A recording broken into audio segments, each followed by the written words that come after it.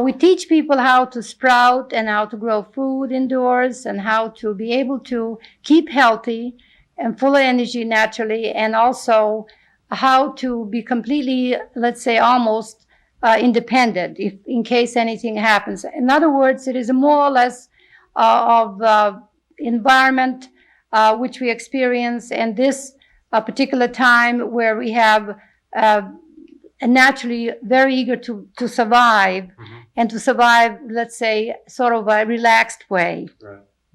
So this is exactly what we're doing. We're teaching young people, especially we had a class today, and we're trying to get them to raise at least a few things in the form of sprouts for better nourishment. Well, this is garden indoors, and it's planted in the form of greens. We're going to have greens right now to start the sunflower greens. You know the greens? You'll be surprised how they come over there as you see them. The beautiful sunflowers come from mere seed. Again, you see the seed here. We're going to be putting into the ground and on top of it, rather. See how nice it's going to be in 3-4 days. So what we start off is putting the compost earth. See the earthworms there and everything else. And then we're going to cover this tray completely. See? Now, we have to put a little water on it so that we can get it nice and wet for the seed, because the seed has to have moisture and warmth. So, all right, here it is, some water on it. See the water coming nicely? Beautiful. Now we will smooth over the, just a little bit. And then we're going to put the sunflower. See? The seed that you kind of buy in the store, the same kind. They're not hulled. Not the kind that you ate for your breakfast. What you ate for your breakfast was not big like this. They were hulled. That's the reason. So we covered every speck of the earth, because this is a garden indoors, you see. The earth that we have here is not acres, just merely big tray full. We cover it completely. And then what we're going to do now to keep this moist, we're going to take wet paper and we're going to put over that, and then so that the paper will keep nice and moist, we'll put plastic over that. What do you think of that now? In 4 days, this is what you're going to see there. Just merely 4 days, that's all. Is that wonderful? Now, when I say wonderful, I say wonderful the way nature works. And now we're going to plant something else. We're going to plant some wheat. The wheat that you had for breakfast is going to be planted in the same idea, the same kind of way. Exactly. Everything is planted the same way. I'm going to get some more earth. Quite enough. You see the few little earthworms there? They don't like the light. They disappear very, very quickly when they see the light. They go right underneath. So there we are, getting it all nice and smooth over, and then I'm putting the water on it again. See how nice the water's gonna water it. And then, to smooth over, we're going to get one of these wood blocks. See? Much better. See? And then the wheat. This wheat, the same wheat that you ate for your breakfast, and you have a little bag full, is going to be put over the earth. Over the earth. I think we need some more wheat. And then, you see, we didn't have quite enough because he didn't think I was going to need so much. So naturally, he didn't. But we'll make the best of it. Yes. You soak the seeds at all before you? We soak the seeds for exactly 15 hours. No, we soak the seeds 15 hours and then we let it stay 15 hours longer. And then the seed, as you saw, is sprouted. This is the reason, because the fact when it is sprouted, it comes up much, much quicker. Thank you, Ethan. That's great. Now you see he's got more, so I'm going to put plenty of it. So that be sure that every speck of that earth is covered. That is very important, because the fact that every bit of that earth is going to be utilized in marvelous advantage. Then again, I'm going to do the same thing. Wet newspaper over it so they keep it nice and moist, and then plastic over that. See? Then I can put it over any place like this and leave it there for 3 days, and there we will have a beautiful greens in about 3-4 days. You see? These greens. Oh, by the way, did you notice that they don't have they have the seed on top of the greens? For simple reason that has not come open yet. See, this is the reason that they will take another 2 more days before it will open. And then you see the greens are very beautiful, ready for salad. This is the way they grow. Now, any more questions on this? I want you.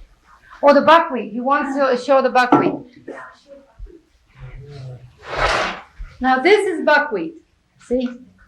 This is buckwheat planted exactly the same way. The same way. And then I want to show you again the wheatgrass. You see? All is planted the same way. See the beautiful wheatgrass? You can cut this and juice it. And this we call food medicine. If you cut your finger or you just juice it, put it right in chlorophyll, and in a little while, maybe a couple hours, already begins to heal. Because that's life force. It's from the sun. See, chlorophyll is from the sun. That's why it's so important right now for us to have the sun food. The sun foods, that's a 3-day growth. See, this is about 6 days. This is 3 days. Take the plastic and newspaper off after 3 days. After 3 days, we remove this, because what would happen? The greens or the wheatgrass begins to lift it up. When it lifts it up, then you're ready to go in the sun like we have here. See all these beautiful greens hoping to get a sun. Not today, but it's going to get sun tomorrow. So this is the reason that, it's most surprising. Now this came from the basement just today, I believe. And right away it turns green. Now it was perfectly white when we took the paper off. See, when you took the paper off, it was white. And you wonder why the plants were so white. Because they did not have any sun. See how important the sun is? We missed the sun today. Yesterday we had a beautiful, warm, sunny day, and we didn't appreciate it. Now we have no sun today. So again, let's go back to appreciating things, appreciating nature's things. And that's why I hope that you will have your breakfast of better type tomorrow and again when you go to school, and your mind becomes more alert because your body is healthier. It's very, very important. Now I'm going to show you how to cut the wheatgrass, especially, and I guess we need some heavier trays, bigger trays of greens, or I can cut it here, that's all right. And we're going to naturally cut, I hope. See what I do, I just let the knife slide. I don't even cut it. Do any cutting. I just let the knife slide on the earth, and it's going to be, see, just let it sort of smoothly slide along, and there it is, all cut off. See? Oh, isn't that nice? See how it's cut off? And this is we call root. You want to see the root, really? All right, I'll show you the root. See the roots over here? See? That's what we call roots. And this is what the earthworm is going to work on, because they're going to make the fertilizer from this root. See. Not nice? Go ahead. Couldn't you just leave the roots there and have things grow up again? Yes. Yes, it can, because the fact these little seeds still have a lot of energy left, and they're going to start growing, but they won't be as luxurious as this. Because you see, they already utilize the earth, the value, the nourishment from the earth already. See, they're going to be sort of little weaklings. Because we do not have big containers, big, huge containers, deep soil where they get the nourishment from it. See, they only roots, and they're not deep. So they have already taken away their nourishment. Now I'm going to cut the greens. The greens I always love to cut. I juice them, and I have a wonderful juice from them in a juicer, because I just love these greens. Aren't they gorgeous? I just love greens, really, because they're the life force, you see, from this chlorophyll. You get the energy, See, I have to work long hours and fast and so forth, and that gives me energy, you see. That's really good. So, and the sunflower, of course, again, the same way. And I want you to have a taste of it before you go. The sunflower, how really juicy they are. You have to take these hulls off.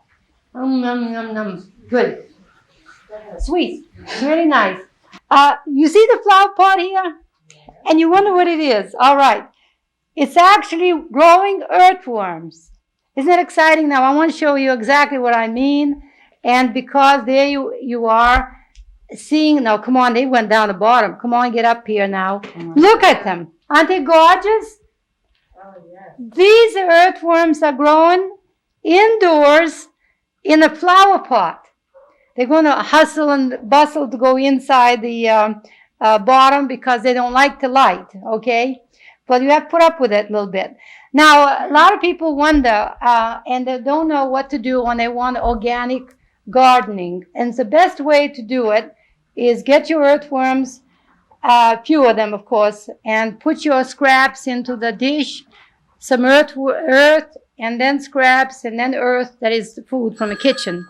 And then naturally, if they like your environment, there will be earthworms, all kinds, in a very, very short time, maybe 2-3 weeks, you have ready for gardening. And now remember, the importance of earthworms is because it keeps the soil, this beautiful earth, as you see it, how black it is healthy, it is balanced. And this is the reason that when we grow greens, or you'll be seeing in a minute, they are healthy. There's no bugs can ever touch those plants because there are, as nature grew it, organically and balanced soil. And the earthworms are responsible for it. So let's talk about the garden outdoors. Now, you see, you heard about the garden indoors. When we talk about garden outdoors, we mean that we bring things from the outside because it happens to be winter here right now. Not quite winter, but nevertheless, it's going to be here very shortly. And unless we do something about it, we're going to be having no greens of the kind that we grow outdoors. So this we call Swiss chard, and there are quite a few. I just saw those Swiss chard there. And I have gathered them, kale and Swiss chard. You see, beautiful green they are. They grew in a matter of 2 weeks since we had this garden. We do not have greenhouses, of course. We don't need it because we have the beautiful windows here. And the windows are facing south when they get the sun, and then they just enjoy and grateful for the sun. And nice deep, we call composting, growing things. This is sink. We call a army sink.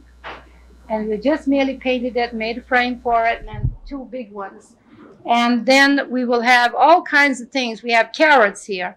We have kale, and we have comfrey here. The comfrey just shot right up, didn't it? You never saw anything like it. That's only been here a little over a week, seems so. Well, 2 weeks maybe. And then we're planting this little tiny seed in a small dishes because we'll keep track of it better. And the reason is naturally we want to teach our children, mainly, how to grow things, how to appreciate things, and how to be able to see them grow and prosper and healthy. That's the main thing that we are doing this garden, outdoors, indoors, this addition to our indoor gardens.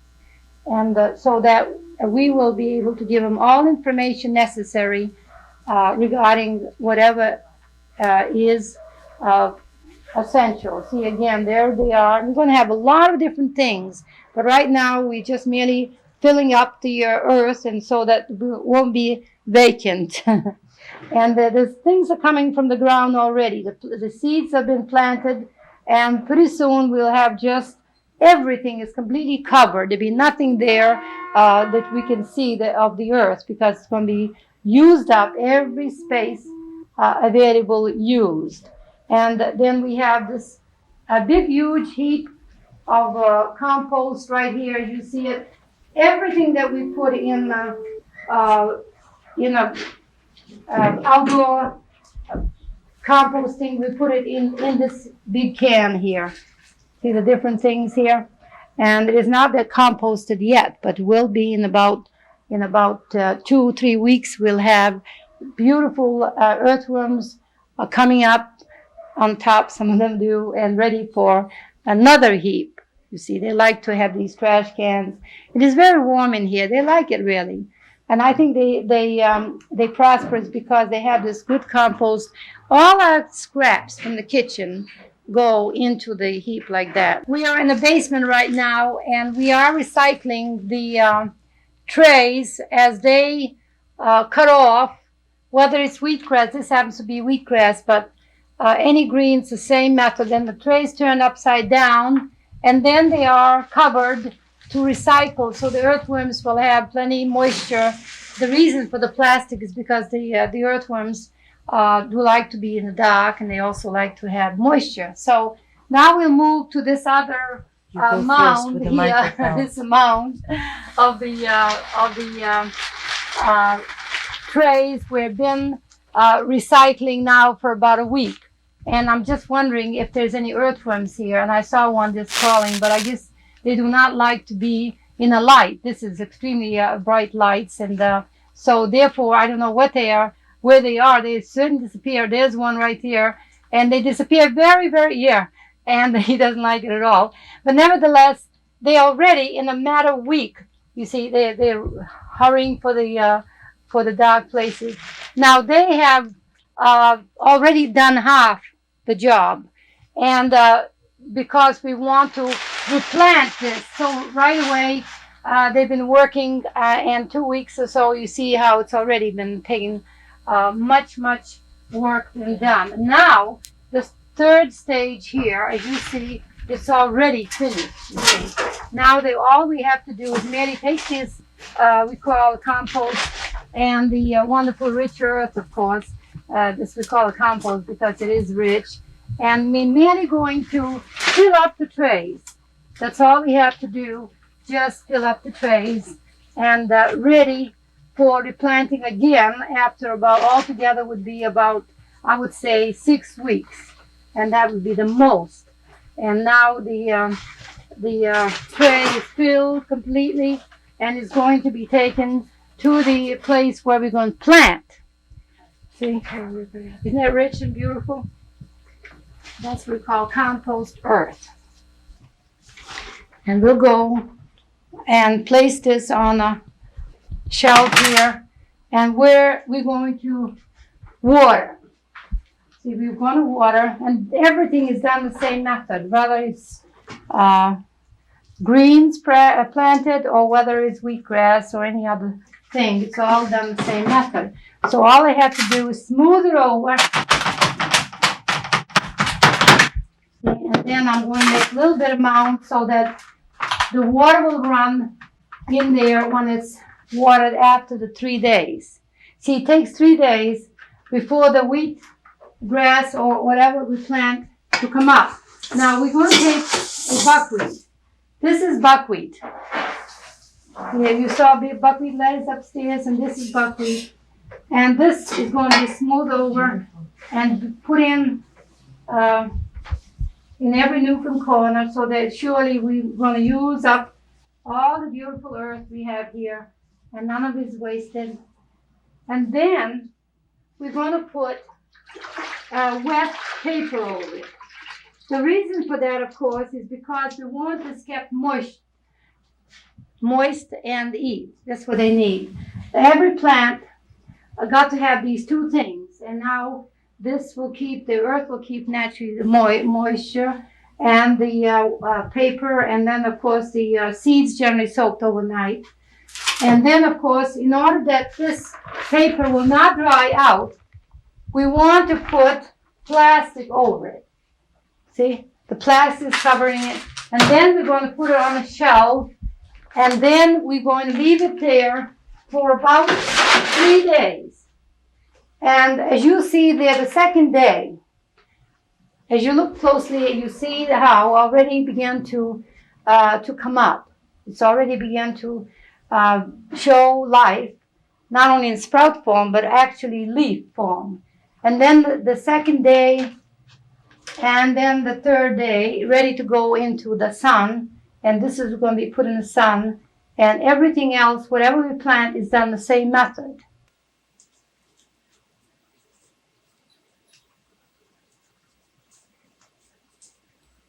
I'm Ann Wigmore from Hippocrates Health Institute. Right here you are to see how we're sprouting, how we are multiply our food from one small amount to 7 times the volume. And this method of sprouting in a jar, maybe 1/4 cup of seed goes into this big, huge gallon jar. And just few days, you'll see it growing into a large amounts. Only thing we need to do is wash it twice a day after soaking 5 hours. Just 5 hours soaking. And then after 7 days, there it is. Finished product, ready for the table. But however, it does need a little bit extra care by just putting it in the water and taking the seeds off of it. You see a few little seeds there?